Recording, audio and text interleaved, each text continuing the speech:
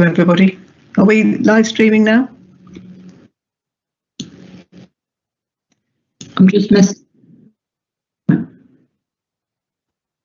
Okay, well, welcome everybody.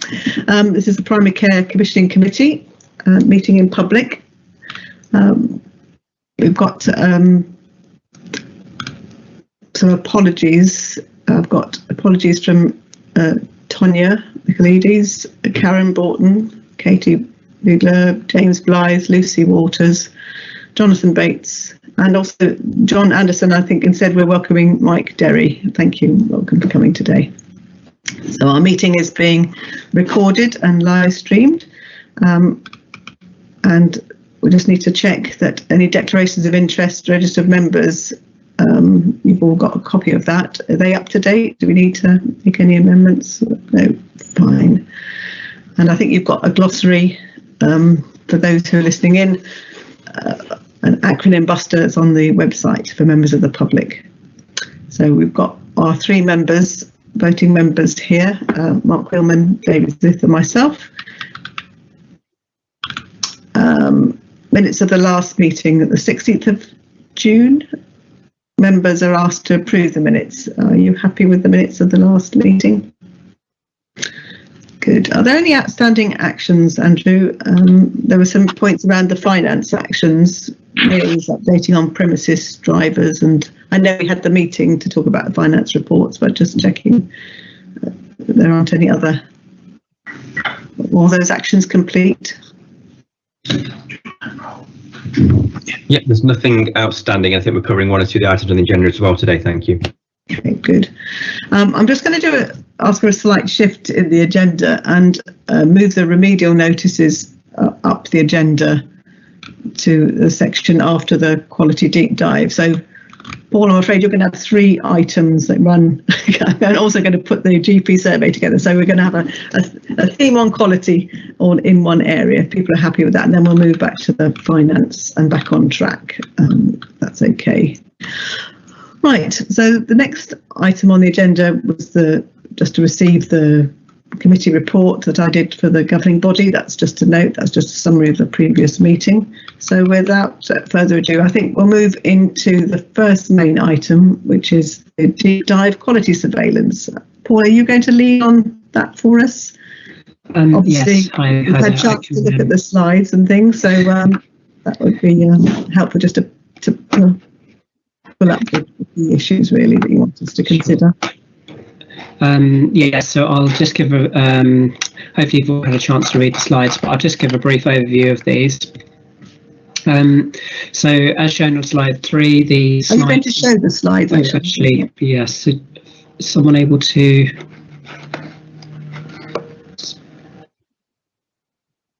Someone able to bring those slides up? If not, I'll just try and get those.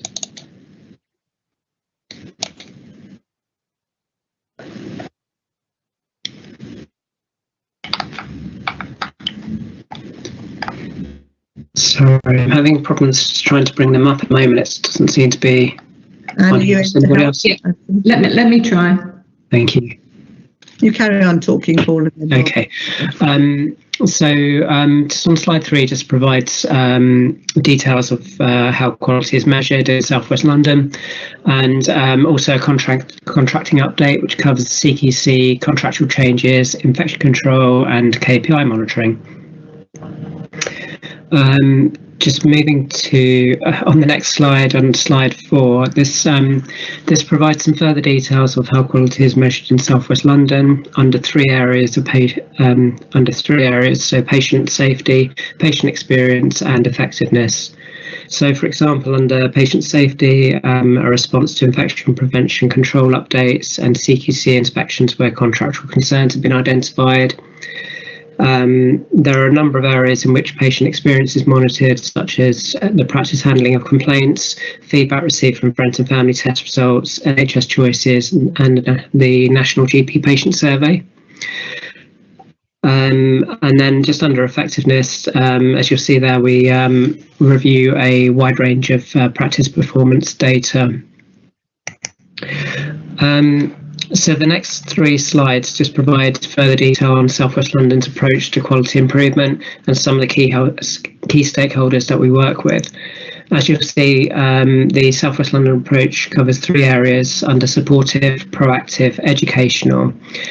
So, for example, local primary care quality groups have been re-established, standardised monitoring and improvement across South West London is taking place, and the encouragement of collaborative working and shared learning between practices, PCNs and boroughs.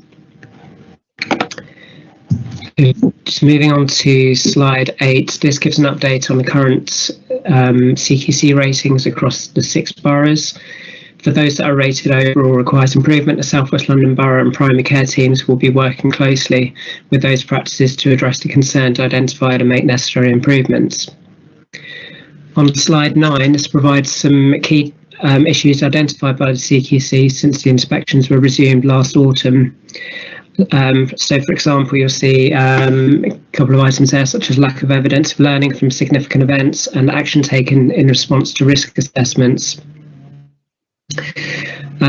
This then just kind of ties into the next couple of slides, slides 10 and 11, where we provided a brief update on the CQC related remedial notices. So, for example, where contractual concerns have been identified, which may include issues identified from the previous slide, practices have been required to submit action plan and provide assurance that the issues have been addressed. In some circumstances, further support and performance monitoring may be required by the South West London and Borough primary care teams to help practices improve. Just to note on slide 10, I think it is, Ravensbury is noted on there, where we've had a period of ongoing monitoring there. They've recently been re-inspected and were rated overall as good, so we've been able to now lift their remedial notice. Just moving on to slide 12, this gives a breakdown of the contractual changes, such as partnership changes and practice mergers. And then just moving on to slide 13, just to update you on the KPI monitoring for this year, and that's now been resumed. So monitoring was put on hold last year due to the pandemic. So we're just moving ahead with that now. We're just contacting practices. We're doing, instead of quarterly monitoring, just to reduce the administrative burden this year, we're going to be doing mid-year and end-of-year reporting. So that work is currently underway at the moment, and practices have been contacted regarding that. Slide 14, that gives an update on the infection prevention control audits. They've now also resumed this year. We put forward sites that would like to receive audits for this year with support from the borough teams to help identify those sites. Just in addition to this, I've included on slide 15, just for your information, a summary of that was received from the IPC team regarding their webinar sessions that were undertaken. Happy to take any queries on this, and I can just feed those back to the IPC team if anybody has any. Then I can just provide a response after the meeting if there's any queries on this. And then just on slide 16, that just summarises the next steps for the South West London and Borough primary care teams to review quality and going forward. And that's it. So if anybody has any questions. Okay, thank you, Paul. In slide 4, there's a reference to different quality measures that we're looking at, isn't there? So we've been quite a lot on the safety element in this report, but obviously the other areas around effectiveness, for instance, perhaps you could just give us an idea of when we might be able to see some feedback on some of those other indicators. On some of the under the effectiveness. Well, you know, today's obviously the report has predominantly been about CQC, hasn't it, and infection prevention control and contractual issues. But there are lots of other indicators that we've identifying. So just trying to get a feel for, at what point is there a programme of work at which we might be receiving reports on some of those other areas as well.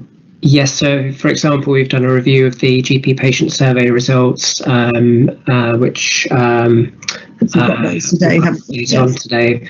We've also been reviewing the annual self-declaration, so the EDEC results. They've been reviewed this year, and we've been providing feedback to the primary care management teams on those. So far, we've not seen any concerns with those, but where we've had queries with some of the responses from practices, we've been working with practices just to get feedback on that and just clarify some of their responses.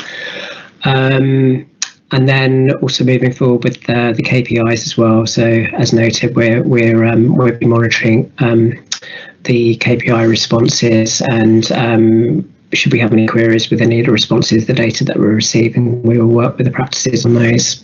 Will we get to see an oversight of the QOF and immunisation results and things at some point in the year? Are those annual collection points? Are they things that we would anticipate seeing here? Andrew, did you want yes, to? Andy, did you want? Yes, I think the reality is that at this meeting we can have an overview, which I think will be a really helpful thing to do. I'm obviously mindful, I think as we said yesterday, that we don't have any up-to-date reporting information. So I think probably by, if not December, then certainly by the meeting in March, we should be able to have a summary. And obviously, Susan, outside the meeting, we'll let you know what we have when we have it. And I know that CSU colleagues are working on a really good dashboard as well that's also been discussed locally too. It's just helpful to have that programme, isn't it? If things are annual reported or quarterly reported, when they might come to as an overview, that'd be helpful to have that programme. David, you had your hand up. Yes, thank you, Susan. And I wanted to ask a question about the remedial notices, really, because the paper really doesn't tell me why the practices have got the remedial notices or what the issues are having to remedy. But so that's one issue. But I guess the more concerning one is that a number of practices have now been given a second remedial notice. So I just wanted to be clear. So A, what's happening with these practices, and B, what is the process? Because if practices aren't able, with support, and I know you're providing support to the practice to improve, then where do we go? I just need to understand what the process is on that, please. Paul, are you going to answer that? Was Andrew? Sorry, I wasn't sure if Andy was about to jump in there. No, you go for it, Paul. You go for it. So yes, we haven't provided, we haven't gone into great detail on some of the remedial notices we've got in place at the moment. There were.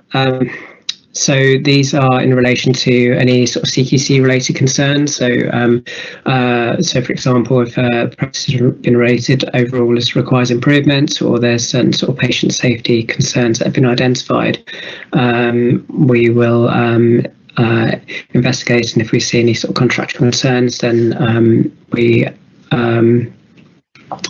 will put a recommendation forward to issue a remedial notice, which will in turn include them having to submit an action plan. Some of this work, due to the pandemic, was put on hold last year. So whether we have had some practices that have had previous concerns, we're been continuing to follow up with those. So I'm not sure what more to add on that. Katie, did you want to? Obviously, we're going to look at some remedial notices. Yeah. I think the issue is, this perpetual can you keep repeating remedial notice over time? Surely there must come a point where you have to take more stringent action, really. The fact that we're having to do a second remedial notice suggests that they're not able to sustain improvements, are they? So I suppose it's just how do we handle that when just on that point, so I think some of these are probably things that there were situations pre-COVID, I think, with some of the notices that a lot of the work was suspended with CQC during COVID, and now that the inspections are restarting and some of the practices are finding themselves with a second notice or things haven't improved. And so I think there's something about, obviously, the work that we're doing at the moment is really quite tight on the action planning with the practices in response to if they are on a second notice. It's things like local intervention around the task and finish groups that we would set up at borough level to put in place support with local clinicians and management team to sort of try and make sure that those actions are being done. So I think there's something about the COVID effect has probably to a degree slowed down some of the progress, and so some of them are on a second notice because, you know, some of those actions were not taken during the period of COVID. I think we are absolutely trying to do our best to support the practices, particularly those on a second notice, to make sure that those actions are in place and putting in place the support that they would need. Clearly, if we're continuing with ongoing concerns and escalation, then we would look at taking further contractual action, but we're really trying to sort of put in the most supportive measures that we can, and sort of either through our team in Central South West London or working obviously with our colleagues in the borough teams to put in the support as best we can. And did you want to add to that? Just in brief to David's point, I think the key word there is proportionality, really, if I could say that word. I think there are lots and lots of flow documents available from NHS England and CQC about remedial notices, breach notices, etc. But I think the key thing for us is actually working with the practice at all times, so that things can happen. We know things can happen, and often it's just how things go on the day. Then if it happens again, that's clearly where we want to be working with the practice to make sure that such issues don't happen. But in my experience, it's usually where there's a whole range of issues rather than there just being necessarily one issue that crops up from a CQC visit. So I would be very, very surprised if we had these examples happening 2 or 3 or more times, because that probably then alludes to something more fundamental with the practice in terms of their ongoing delivery. So I think we're in a position where with all of these providers, I think they are like known issues.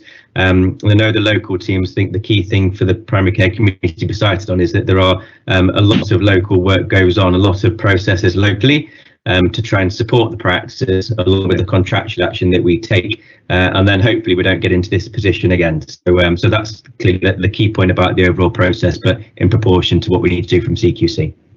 David, you wanted to follow up that? Yeah, and that's all fine. I mean, clearly we need to, take proportionate action on this. I think the important thing is that there is a clear, understood process, and someone, at the top of the office is exercising that judgment, really, which says, taking all of this in the round, they're trying their best. They can let them carry on for a bit longer, and we'll give them support. For one practice, and there may well be another practice, hopefully we haven't got many, where you might take a judgment, actually they've had a lot of support, it has been going on forever, it's not being sorted, we now need to take action. And the important thing is that judgment is exercised fairly and robustly, and we just get on and do it. We don't let some of this sort of stuff drag on, because you haven't got the detail here, but if there were serious issues around patient care, then we must be taking action. So that's all I'm saying on that. But I'm happy with what you and Katie have responded. Thank you.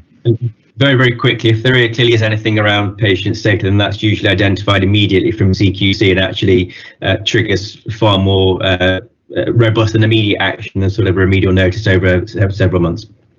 Mark, did you want to add to that, or was that something different? I suppose it just goes back to the quality process, and what Katie was describing is the local quality groups are kind of monitoring that and monitoring the action plans. What should come here is those that tip into a contractual decision needs to be made. So I think we need to be clear just in terms of what the local quality groups, what they are overseeing, so that we're not taking the same action plan to multiple different places. So it's just again about a process of quality, I think. Okay, thank you. Well, thanks for being patient, Mike. Did you want to pick up on a different issue or the same issue? Thanks. So I think probably unrelated issue, but similar. So really interesting to see this paper, and I think valuable to see. I think there's a lot of good work going on there. One of the things that I felt was missing a little bit from here, perhaps missing in terms of recognising, not that it's missing entirely from the process, is the value of understanding the patient experience on the ground. I know from colleagues in Healthwatch across South West London that some of them sit on the quality groups, some of them sit on the primary care management groups. There's a degree of inconsistency in terms of, I think, how things operate in different place areas and sort of super place areas, and where health watchers sit and feed into those. But what I understand from my colleagues in the network is that we have really good information quite often on the patient experience of particular practices, and actually probably at a more granular level than you might get through some of these other sources of data. So to take, for example, the National GP Patient Survey, that would tend to look at, whilst you can drill down to place level and to GP group level, actually you may not be able to drill down to the individual sites within a group. But quite often the experiences that our local health watch will collect will be able to identify that there are differences or variations in patient experience between one site within a group and another. It's really important that that sort of granular patient experience is fed into this, because quite often you can see really significant variations, let's say, between those sites. I shan't name names, but I know that in the pre-meet I point out some exampple of that, and we do have some really quite compelling information that suggests those sorts of changes. The feedback from the Healthwatch Network is that where health watchers are involved within the quality and management of primary care, they feel like they're giving some really valuable input, but it does feel like that's inconsistent, and I'm not sure we've quite landed with where it's best to feed that sort of patient experience intelligence into.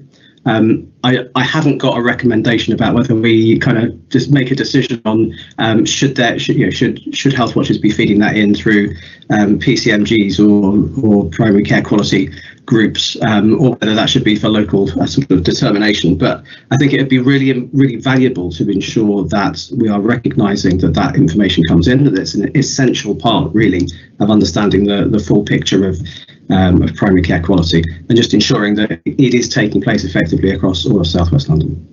I think that's a helpful point, Mike, and perhaps the primary care leads that are here today go back and reflect on where might be the best place for that to take place in each of the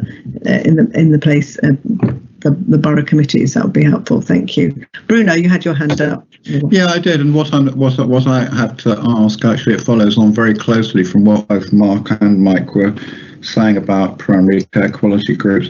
I mean, those provide an opportunity to provide a localised and kind of more holistic approach to primary care quality, and that is something which may be useful to the successor body, the integrated care system, when it has greater responsibilities. So I really just wanted to ask a really quite simple question, which is, how far do you feel you still have to go into that? Feel that where you're at is where you should be at the moment? Obviously different quality groups at different, who has an overview of where they're at, Andy? Yeah, I'm sure the borough leads may wish to join in as well. I think for the vast majority, I think they're fairly new, as in the last sort of 2, 3, 4 years really. Obviously, COVID has meant there's been less information available, but each of the boroughs has a quality lead. We usually do annual visits to practices. There's also local dashboards that are available that bring in the nationally and locally available information as well, obviously take into account patient surveys that we're going to be talking about soon as well. So I'm sure we can always do better, but I think what's really important is the local relationships that the local leads have with the GPs, members of the LMC and other stakeholders as well. So I think it's a really good position that we are in compared to perhaps in the past. I'm sure we can always do better, but I think each of the boroughs has a really comes to quality surveillance really and improvement really, and the right attitude and the right links to try and work with practices, as David said, that when it's proportionate and consistent to do so as well. So I think they're in a really strong position, and I'm sure they look forward to hopefully doing more as we kind of emerge from the COVID environment as well.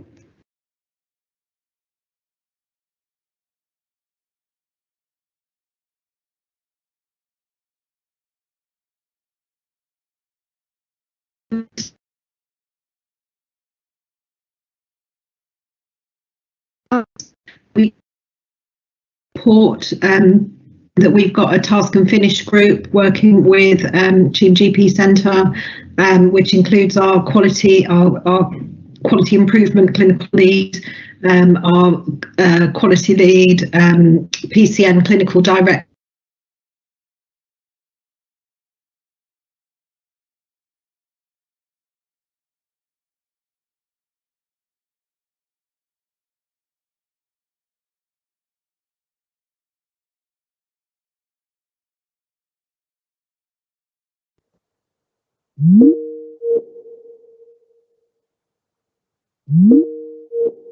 them, but we're not there to do it for them, because often what's flagged up within CQC reports, particularly if it's within the well-led domain, is that practice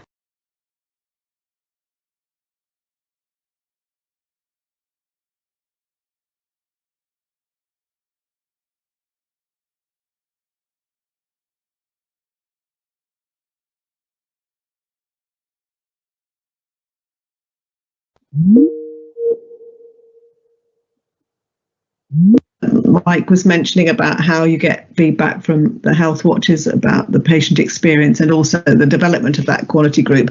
How has that worked in Sutton then? Yeah, so I mean, we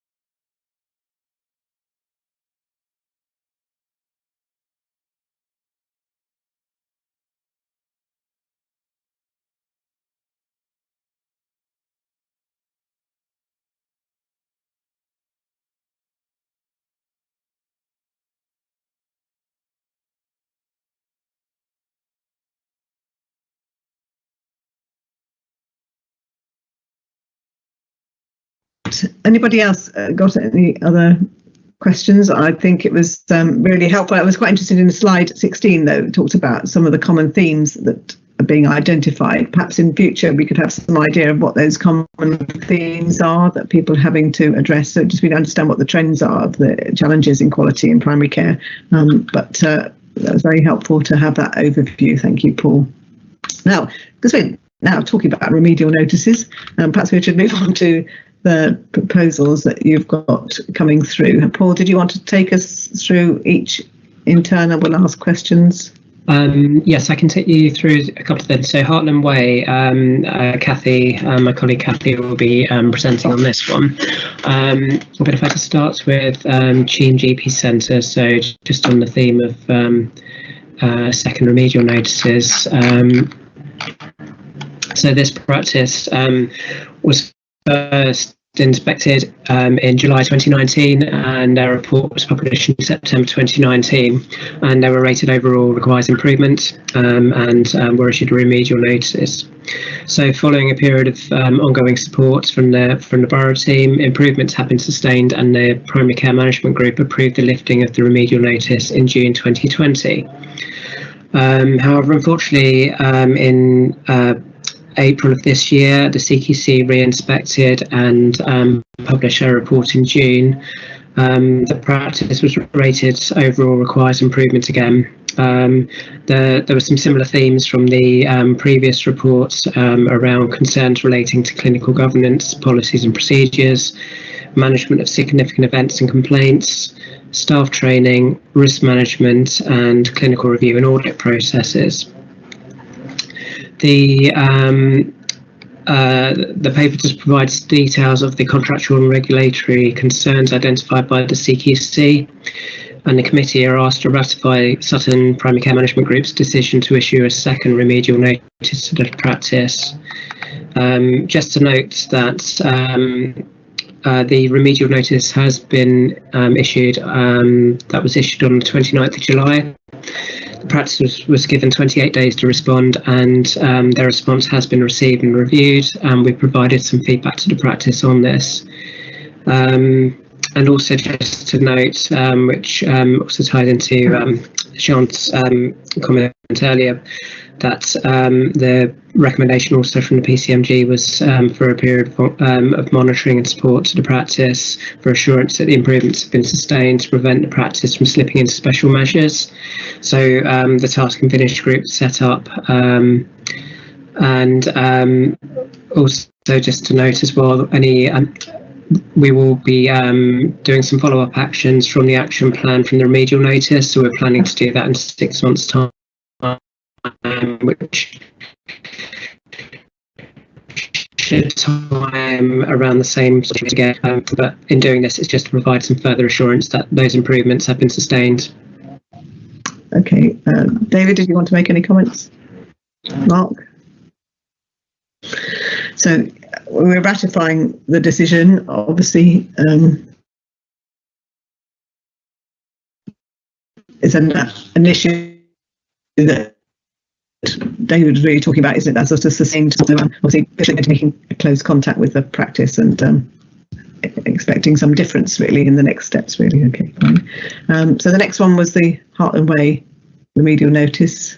Thank you. That one's my one, very similarly, and similar timescales. This practice has recently been revisited. The report was published in June, and the practice has stayed at requires improvement where they were about a year before. So we did the same thing and asked our PCMG to if we could issue a remedial notice, and this was agreed. So the reason I'm here now is to ask you to ratify that decision. And again, a remedial notice and action plan was sent out to the practice already. That happened on the 1st of September, and they're working on that now.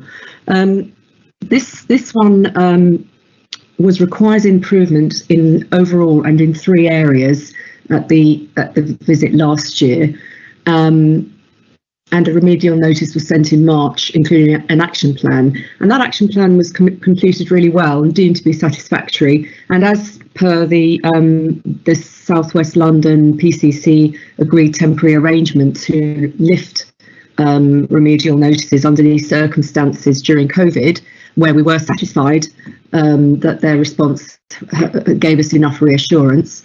So we did lift the remedial notice with the proviso that if there were any further breaches and a further remedial or breach notice, further action may be taken. So of course now that's where we're at. They've been revisited again, and the same 3 domains have the same requires improvement ratings. It was noted that improvements were made in all 3 areas. However, there was one action to do with infection control that had been raised before that hadn't been acted upon, and there were lots of new issues. And the concerns were mainly around safety in terms of medicines management systems, effectiveness in terms of systems to identify patients with commonly diagnosed conditions like diabetes, etc. Their uptake of childhood IMS and cervical screening, and they needed to do a review of prescribing competence regarding their pharmacist. In terms of the well-led rating, there was an issue with identifying, mitigating and managing risk. So there were quite a few contractual clauses that are in breach, including clinical governance, quality standards, infection control and staff. So this was discussed on the 28th of July, and with further clarification after the meeting, it was agreed by Chair's action on the 6th of August to issue this remedial notice. And as I say, I'm asking you to ratify that decision. Any comments, questions, Dave? Mark? No, David, sorry, David, yeah? No, I've got no problem. I've certainly got no problem in ratifying. It seems absolutely appropriate action. I guess it's the point. So at what point do we get a response, any follow-up now? So how long are they going to get to remedy some of this? Because it's not as if it's one thing, is it? There's a whole series of things here. Well, we normally ask them to, we give them 28 days, but also it's likely that this practice will be revisited by the CQC over the coming months. So we're hoping that they'll be able to make the improvements and pull themselves up for that time. So the 28 days is the action plan? Yes. But it's over time that you'd expect to see that. So the action plan will identify timelines in terms of when various elements will be resolved. Yeah, but a lot of those timelines will be very soon. They won't be over. What I mean is that they'll be revisited by the CQC in 6 months. That doesn't mean that it's going to take them 6 months to make those improvements. Hopefully they can put them in place soon, and it's about the maintaining of that more than anything. It's staying at that level, not dropping back again. Yes. Mark, you wanted to? So I suppose it's just a side comment, really, that some of the areas where they've failed seem like quite fundamental areas to, such as coding or medicines management, and actually, the speed of which they respond is quite important, I think. So, but I agree with the breach. Thank you. And then, Paul, are you doing the last one? Yes, so the last one we have is Tooting South Medical Centre. Again, the committee are asked to ratify Wandsworth Primary Care Management Group's decision to issue a remedial notice to the practice following the outcome of their inspection in May 2021, where they were rated overall requires improvement.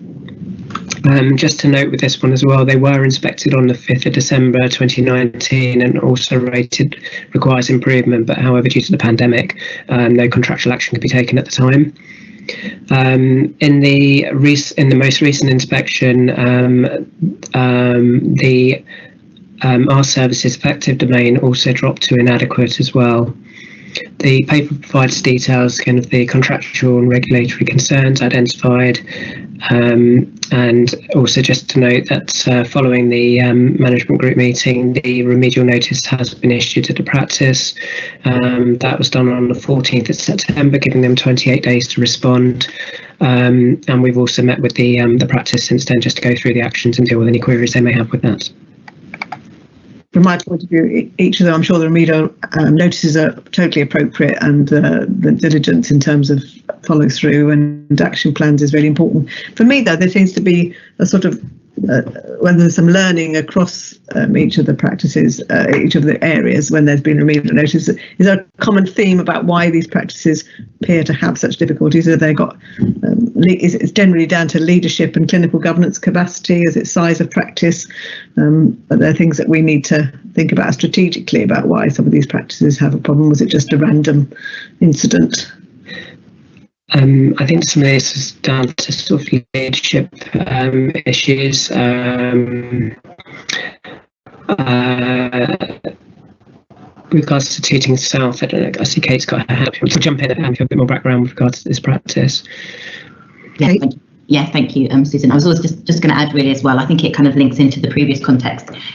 For this one in particular, we talk about how we support practices. Actually, this practice came to us before their report was even published. So often we can only do something once it's in the public, like we know about it, and because they were so surprised at their rating and obviously wanted to work with us as soon as possible. So just to provide some assurance that we actually got systems in place as soon as we possibly could, and we're working with that practice. And it was for Wandsworth and both Merton, and I think other areas, we have our practice support team.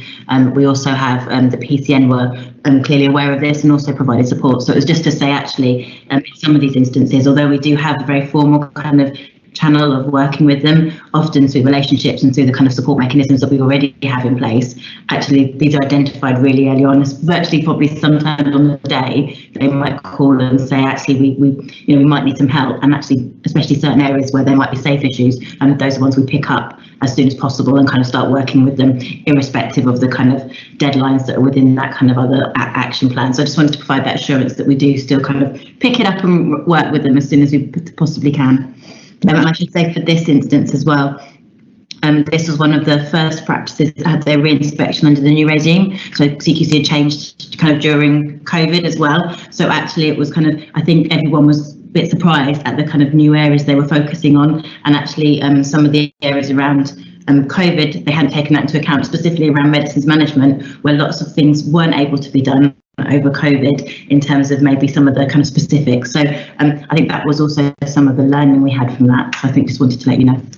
Oh, thank you. That's really helpful. And also the fact that, inspection regimes change over time, don't they? And the bar rises on each occasion. So I think we've agreed we'll have to ratify all of those three. Mike, did you have a comment you wanted to make? Yeah, thank you. Partly I was kind of triggered by the childhood immunisations thing, which I figured potentially in the midst of a pandemic there are some challenges to delivering that might be quite difficult to overcome. It did strike me looking through these that there may be some things that some practices will kind of naturally fall foul of going forward. So I think, Sue, really, it's built on what you were saying earlier about identifying the sorts of trends and themes that come out of this. And I wonder if there is some perhaps proactive work that needs to be done just to make sure that where there are these sorts of issues, these sorts of challenges that you might expect a number of GP practices to be struggling with, that it may be possible to reach out to them and kind of proactively support them to ensure that they don't fall foul of these in future and see further remedial notices. Thank you. Andrew, did you want to conclude? Yeah. So we do that. I mean, the reality is you clearly can't do the work for them, and neither should we. But what we do is we have, with our federations and our training hubs, a whole range of events, webinars, learning events, sharing information. We also do support federations in terms of mock CQC visits, where we've got things coming up on the pipeline as well. So I know in the past, sort of when we worked in Wandsworth, we sort of supported for requires improvement practices to turn to good. I think as Susan alluded to, and this is a good thing, the bar does actually change. So what was good maybe 5 years ago is probably requires improvement now. So actually the bar keeps getting higher and higher. So we have to keep on top of it as best we can do, but recognise that obviously along with our supporter role, as we said earlier, we do have that contractual role, and recognise that we have to be proportionate and consistent across as well. But yes, we do have the learning, and we do share as much as we possibly can do. Right, we'll move on then to the annual GP patient survey results. Paul, back to you again, I think. Yes, again, this paper is just for noting, so I won't go into too much detail on this. Hopefully you've had a chance to go through it. So for those that aren't aware, the GP patient survey, it's an England-wide survey administered by the NHS England. It generally 2 million patients annually and provides practice-level data about patients' experience of their GP practices. So the following slides, as mentioned, just for noting, provide an overview of the results of this year's GP patient survey, which was published in July, comparing results with South West London CCG results with other London CCGs. So the good news is that South West London CCG has performed really well in comparison to the other London CCGs, achieving the highest in the following three questions from A to the questions which have been reviewed. Overall experience of a GP surgery, confidence and trust.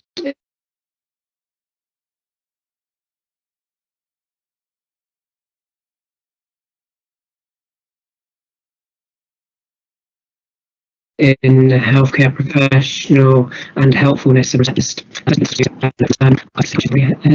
Great.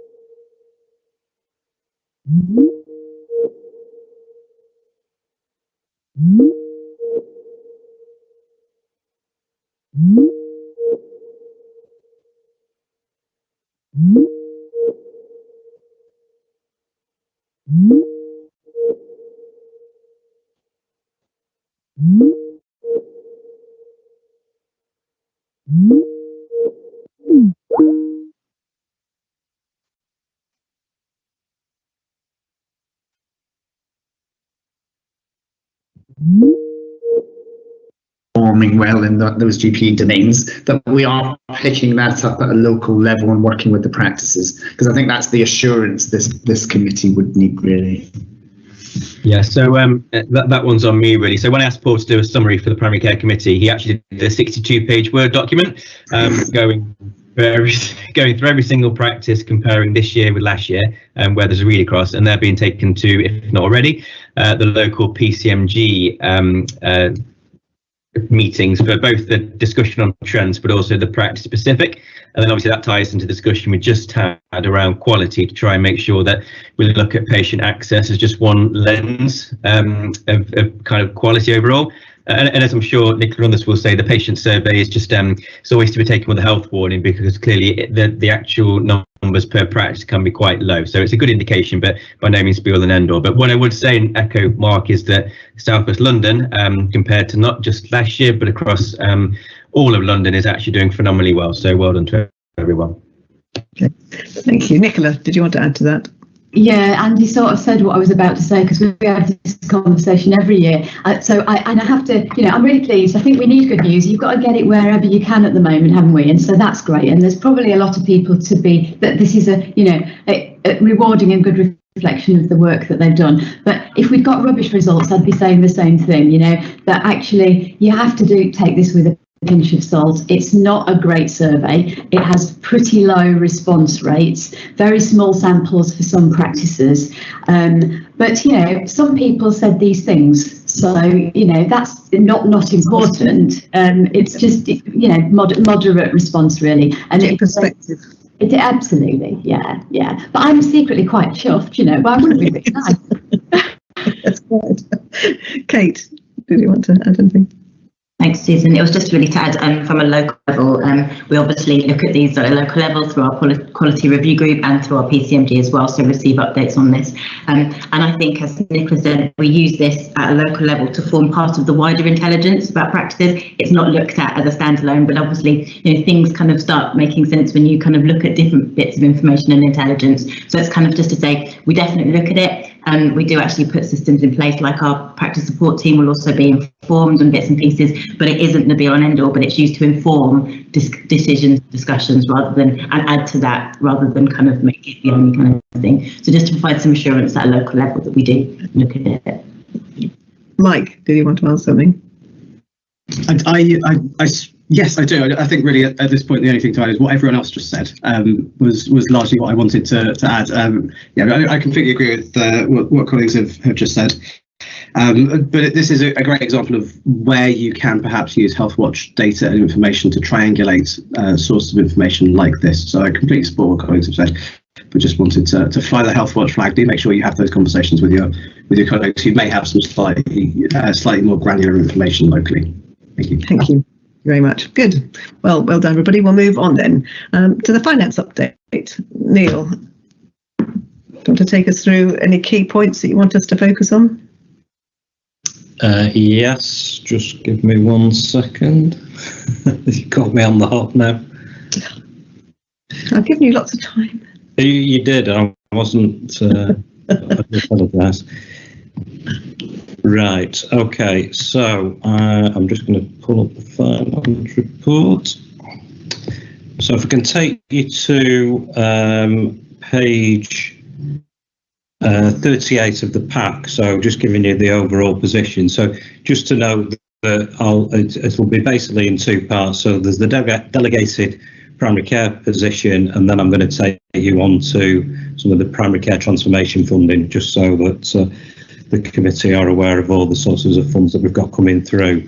So the one thing to note is that we have two halves to this year in terms of the plan. So we only have the allocation up to the end of September. So we're just about to hopefully be informed for the funding for the second half of the year, but we're not assuming that it's going to change significantly.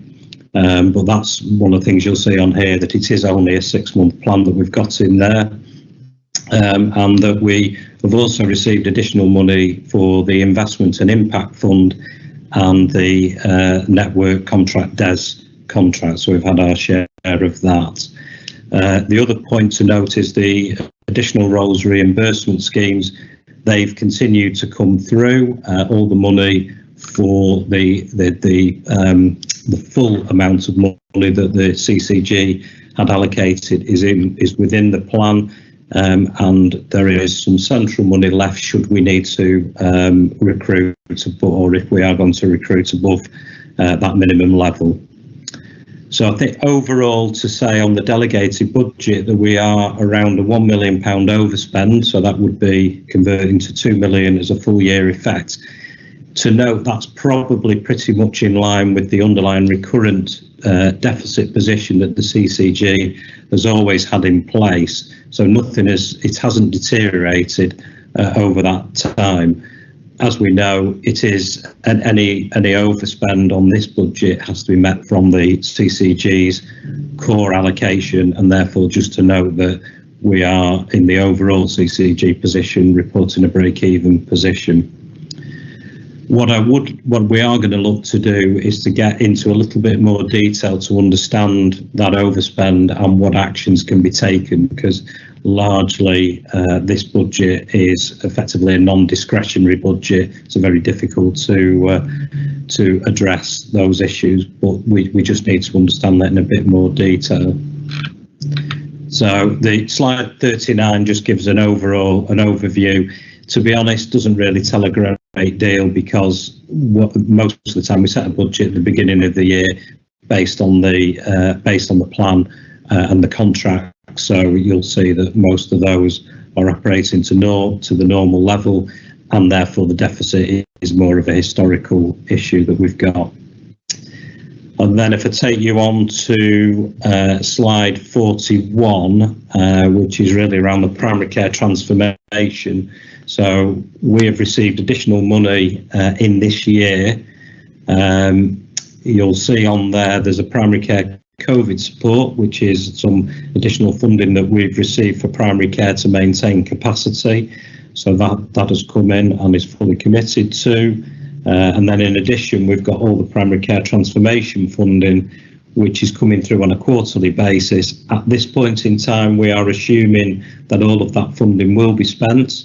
But as we move into the second half of the year, we need to start checking and seeing what plans we've got around that, and that we are actually going to spend all of that funding that comes through. So that's the overall sort of primary care position, but I'm happy to pick up any questions that anybody may have. Thank you. Any questions, David? Mark? Oh, Mark, you've got your hand up. Do you want to start us off? Yeah, sorry to be a pain, Neil, for a dullard like me, just in terms of the historical, that gap that you talk about, or the deficit that you talk about. Could you just, what do you mean when you say it's a historical deficit? So what we've had, so when we were all individual CCG positions, we had a bit of a mixed bag in terms of the resources that were being committed on primary care against the allocation that the CCG received. So if you were to look at that, you would look at it and say that, I think off the top of my head, ones with Richmond and another CCG always spent more than the allocation that they'd received, and that goes back a long way. So it's not something that is a recent thing. But then you have the opposite side of the coin, and probably Croydon being at the other end of the scale, where they actually were not spending all of their primary care allocation.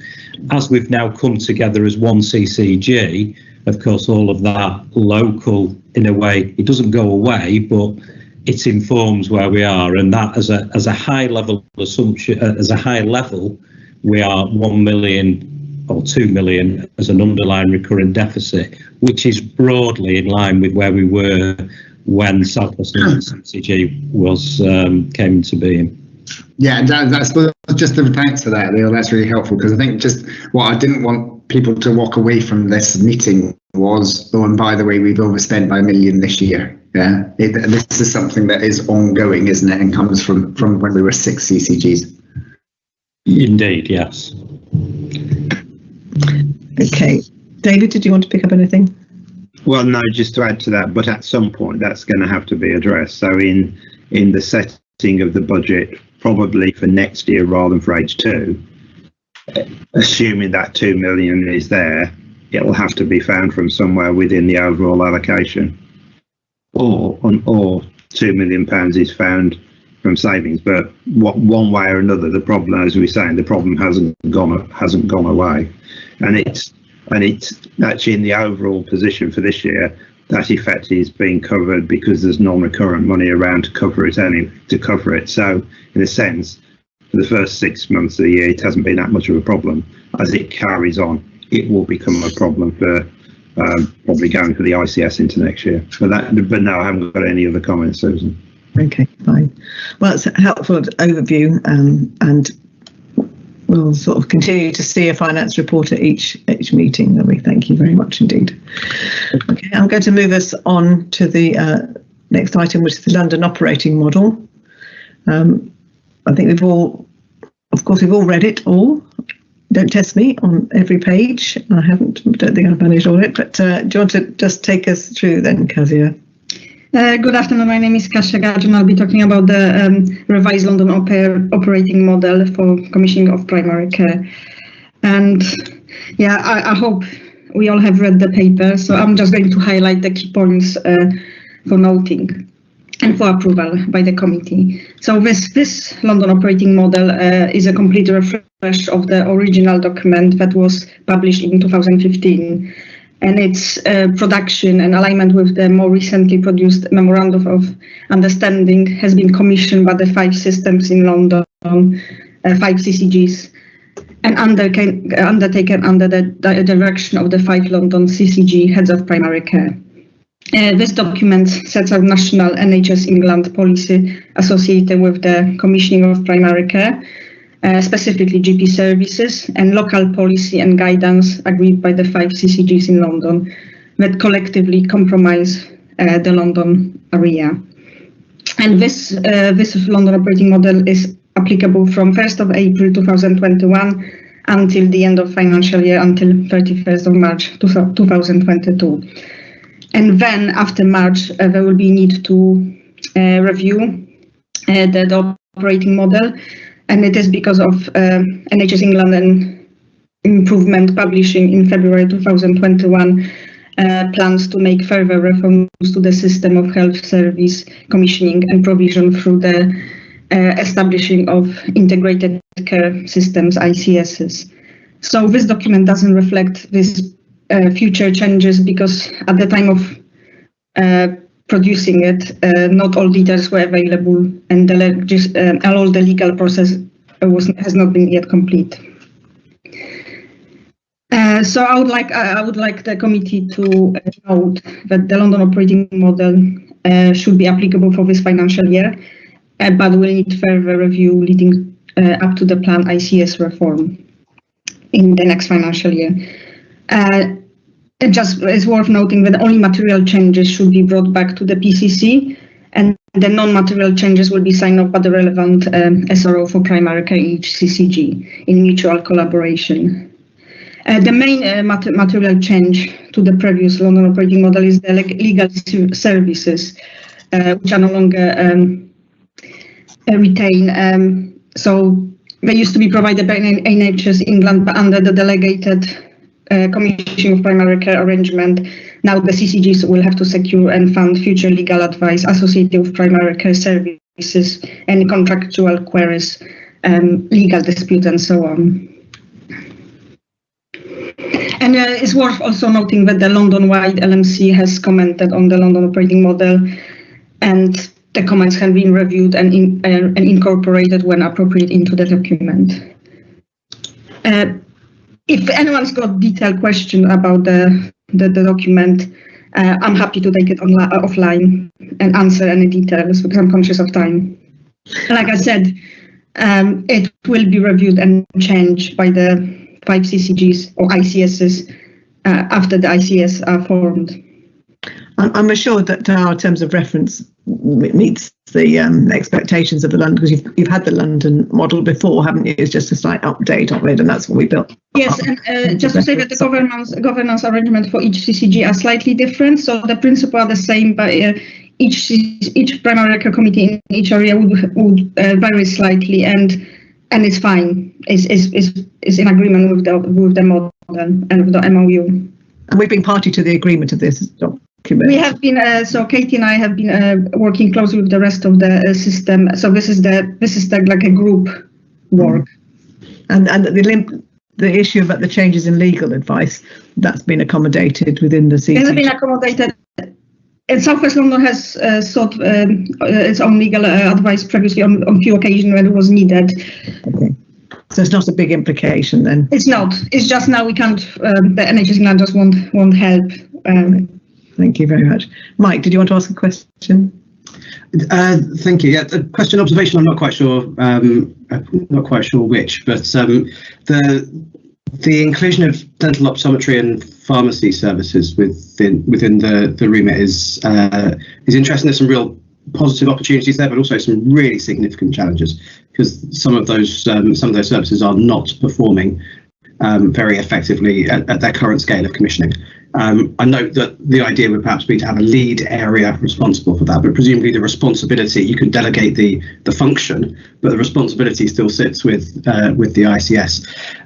I just wanted to partly to flag up there's a particular risk around dentistry there that we're certainly aware of, and we are in discussions with our national network around dentistry and I just wanted to get a bit of an understanding about how that risk would be kind of managed and where it would sit, whether or not dentistry would perhaps in future and the oversight of sit with this group or whether that is a separate issue for the ICS.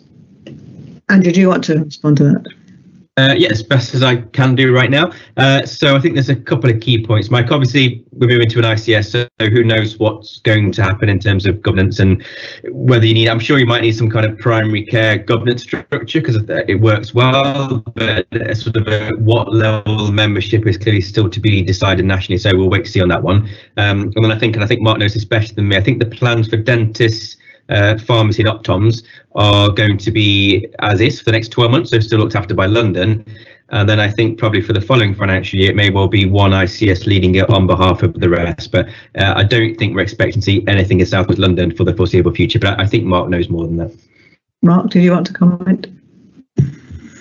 I don't know more than that, but I can confirm that. So, yeah, I think there are conversations at a London level just about when and how these get delegated and the resources that are, the resources that run them and the management resource, etc., etc. So those conversations are underway, but it has been kind of agreed that actually it won't be for the 1st of April. It will be probably the April after. It could even be slightly longer than that. So that's where we're at the moment, Mike.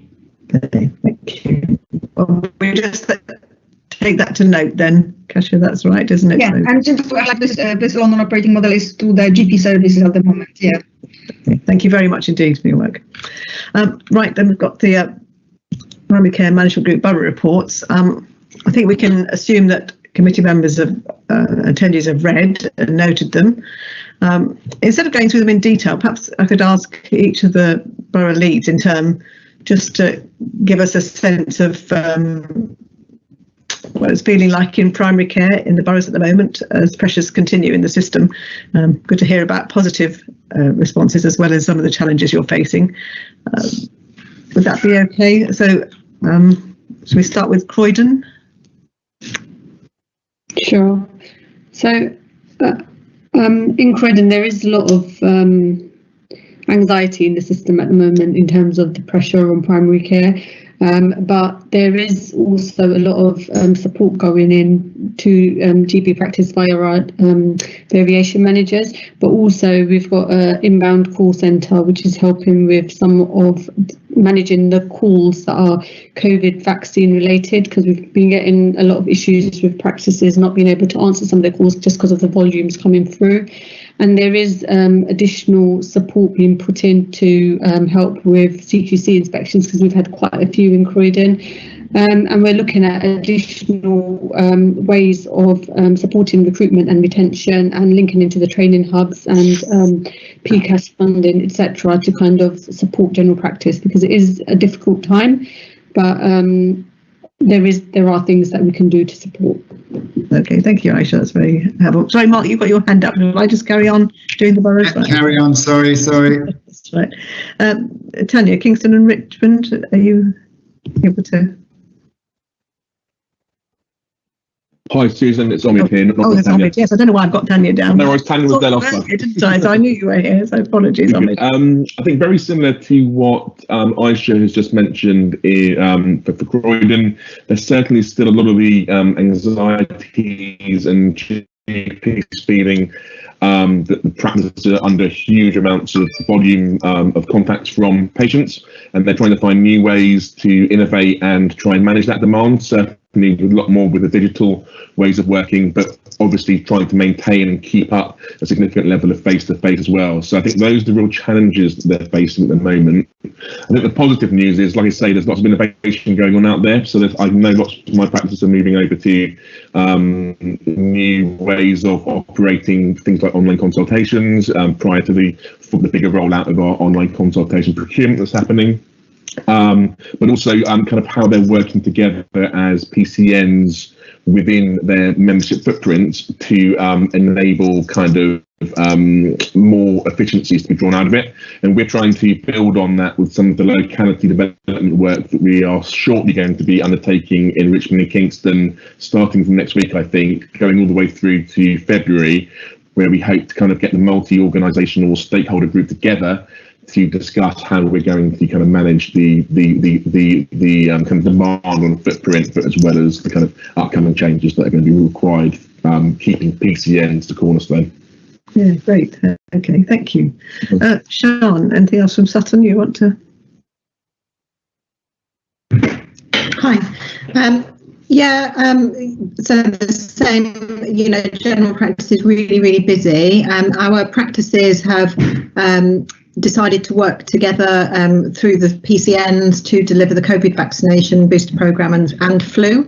And so this is, they've taken on a dedicated workforce to do that work, so that practices can concentrate on their sort of core primary care and not having to divert their workforce around either COVID or flu vaccination. So I think that's a really positive way of working. And it's working really well. The PCN and also our PCNs are working together, leading on population health management, which is a real focus for us within the borough, working across organisations to both use data to make sure that we are really understanding our populations on a PCN basis, but also working with our communities and all our stakeholders and our patients to really look at how we do things differently and work in a much more integrated way on a PCN footprint, but while still having that joint way of working across the whole borough. So I think it's really quite an exciting time. It's really busy. I think the sort of media bashing around GPs not working is really, really demoralising. That practice teams have never worked harder than they have over, the last 18 months, really, and there has been no let up.